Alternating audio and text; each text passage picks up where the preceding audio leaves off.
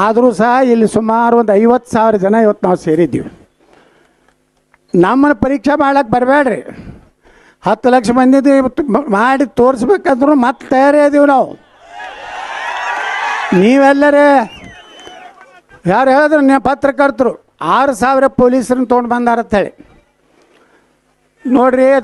ಕ್ರಾಂತಿ ಆಗ್ಬೇಕಾದ್ರೆ ಬ್ರಿಟಿಷರು ಏನು ಮಾಡಿದ್ರು ಸ್ವಾತಂತ್ರ್ಯಕ್ಕಾಗಿ ಈ ದೇಶದಲ್ಲಿ ವೀರರಾಣಿ ಕಿತ್ತೂರು ಚೆನ್ನಮ್ಮ ಹೋರಾಡಲಿಲ್ಲ, ಸಂಗೊಳ್ಳಿ ರಾಯಣ್ಣ ಹೋರಾಡಲಿಲ್ಲ, ಒಣಕೆ ಓಬವ್ವ, ಬೆಳವಡಿ ಮಲ್ಲಮ್ಮ, ಕೆಳದಿ ಚೆನ್ನಮ್ಮ, ಛತ್ರಪತಿ ಶಿವಾಜಿ ಮಹಾರಾಜರು ಎಲ್ಲ ಪುಣ್ಯಾತ್ಮರು ಎಂಥ ದೊಡ್ಡ ಬಲಾಢ್ಯ ಸೈನ್ಯದ ವಿರುದ್ಧನೇ ಹೋರಾಟ ಮಾಡ್ಯಾರ. ನಾವಿಟ್ಟು ದೊಡ್ಡ ಸಂಖ್ಯೆಯಲ್ಲಿದ್ದಂಥವ್ರು ನಾವು ನಮಗೆ 6,000 ಮಂದಿ ಪೊಲೀಸರು ತಂದು ಅಂಜಿಸ್ಲಕ್ಕೆ ಆಗ್ತದನ್ರಿ.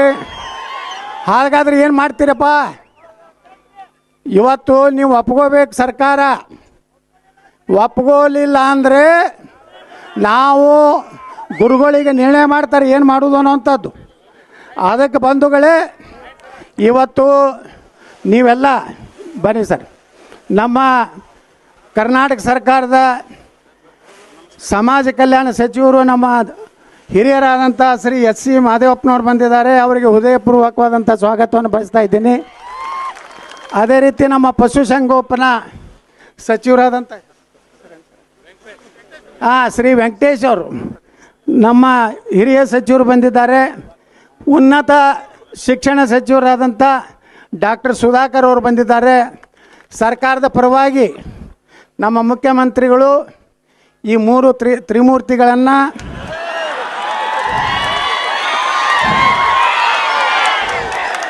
ಕೊಟ್ಟು ಕಳಿಸ್ಯಾರ.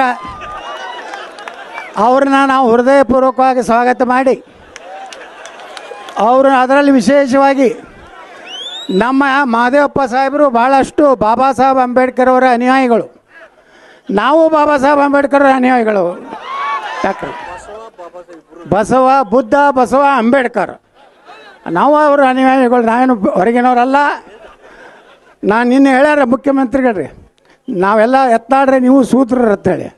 ಸೂತ್ರ ಅಂತ ಹೇಳಿದ್ಮ್ಯಾಗ ನಮಗೆ ರಿಸರ್ವೇಷನ್ ಕೊಡಬೇಕು ಬೇಡ ಹೇಳ್ರಿ. ಅದಕ್ಕೆ ಬಂಧುಗಳೇ, ನಾವು ಇಷ್ಟೇ ವಿನಂತಿ ಮಾಡ್ಕೋತೀವಿ ಸರ್ಕಾರಕ್ಕೆ, ನಮ್ಮ ಹೋರಾಟ ಏನಿದೆ ಗಂಭೀರವಾಗಿ ತಗೊಳ್ರಿ. ನಾವು ಏನೂ ಬೇಡ್ತಾ ಇಲ್ಲ. ನಿನ್ನೆನೇ ಸುಪ್ರೀಂ ಕೋರ್ಟ್ ಹೇಳಿದೆ, ಬಾಬಾ ಸಾಹೇಬ್ ಅಂಬೇಡ್ಕರ್ ಅವರು ಸಂವಿಧಾನದಲ್ಲಿ ಹೇಳಿದ್ದಾರೆ, ಧರ್ಮ ಆಧಾರಿತ ಮೀಸಲಾತಿಗೆ ಸಂವಿಧಾನದಲ್ಲಿ ಅವಕಾಶ ಇಲ್ಲ. ನಿನ್ನೆ ಸುಪ್ರೀಂ ಕೋರ್ಟ್ನಲ್ಲಿ ಜಸ್ಟಿಸ್ ಗವಾಯಿ ಅವರ ನೇತೃತ್ವದ ಪೀಠ ಹೇಳಿದೆ, ಧರ್ಮ ಆಧಾರಿತ ಮೀಸಲಾತಿಗೆ ಬ್ರೇಕ್ ಹಾಕಬೇಕು ಅಂತ ಮಾತು ಹೇಳಿದ್ದಾರೆ. ಇವತ್ತು ಅವ್ರು 3 ಸಚಿವರು ಬಂದಿದ್ದಾರೆ. ನಾ ಹೆಚ್ಚಿಗೆ ಮಾತಾಡೋದಿಲ್ಲ, ಯಾಕಂದರೆ ಅವ್ರಿಗೂ ಮುಜುಗರ ಆಗಬಾರ್ದು. ಏನೇ ನಿರ್ಣಯ ಆದರೂ ನಮ್ಮ ಗುರುಗಳು ತಗೋತಾರೆ. ನಾವೆಲ್ಲ ಶಾಂತ ರೀತಿಯಿಂದ, ಯಾರೂ ಸುಮ್ಮನೆ ಗಲಾಟೆ ಮಾಡಬೇಡ್ರಿ. ಸುಮ್ಮನೆ ಚೀರುವುದು ನೀವು 4 ಮಂದಿ ಮಾಡೋದ್ರಿಂದ ಇಡೀ ಇಷ್ಟೆಲ್ಲ ಜನ ಬಂದಿರ್ತಾರಲ್ಲ ಪಾಪ, ಅವ್ರಿಗೆಲ್ಲರಿಗೂ ತೊಂದರೆ ಆಗ್ತದೆ. ಸುಮ್ಮನೆ ಮಂತ್ರಿಗಳು ಅವರೇನು ಸರ್ಕಾರ ಪರವಾಗಿ ಅವ್ರೇನು ಹೇಳ್ತಾರೆ, ನಮ್ಮ ಗುರುಗಳು ಅಂತಿಮವಾಗಿ ನಿರ್ಣಯ ಮಾಡ್ತಾರೆ. ಆದರೆ ಯಾರೂ ಧೃತಿಗೆಡಬೇಡ್ರಿ. ಒಂದಂತರೂ ಇದು ಹೇಳ್ತೀನಿ, ಇದೇ ಸುವರ್ಣಸೌಧದಾಗೇ ನಾವು ಮೀಸಲಾತಿ ತೊಗೊಂಡೇ ತೀರ್ತೀವ ಅಂತ ಮಾತನ್ನು ಹೇಳಿ ಯಾರೂ ಹಿಂದೆ ಸರಿಬೇಡ್ರಿ, ಯಾರೂ ಅಂಜಬೇಡ್ರಿ. ನಾವು ಹೇಳಿದ್ದೀವಿ. ಅದಕ್ಕೆ ಇವತ್ತು ಸರ್ಕಾರ 3 ಸಚಿವರನ್ನ ಕಳಿಸ್ಯಾರಂದ್ರೆ ಅದು ಗುರುಗಳು ಸಚಿವರು ಮಾತಾಡ್ತಾರೆ. ನಾ ಹೆಚ್ಚಿಗೇನು ಆದರೆ ನೀವು ಯಾರು ಅವರು ನಮ್ಮವ್ರು ಅದಾರ ಬಿಡ್ರಿ, ನಮ್ಮವ್ರು ಮಂತ್ರಿ ಇದ್ದಾರು. ಮತ್ತಾರು ಬಂದ್ರಿ? ಅವ್ರು ನಮ್ಮವ್ರು ಅದಾರ. ಅವರೇ ನಮ್ಮ ಭಾಗದಾಗೆ ಅವ್ರನ್ನ ಇದ್ರಾಗ ಕೌಂಟ್ ಮಾಡೋದಿಲ್ಲ. ಈಗ ಬಂದವರು ವಿಶೇಷವಾಗಿ ಆ ಭಾಗದಲ್ಲಿ ಹಳೆ ಮೈಸೂರು ಭಾಗದ ಎಲ್ಲ ಹುಲಿಗಳು ಬಂದವು ಆ ಕಡೆಗೂ. ಅದಕ್ಕೆ ಅವ್ರು ಮಾತಾಡ್ತಾರೆ, ಗುರುಗಳು ಮಾತಾಡ್ತಾರೆ, ಒಂದು ನಿರ್ಣಯ ಆಗ್ತದೆ.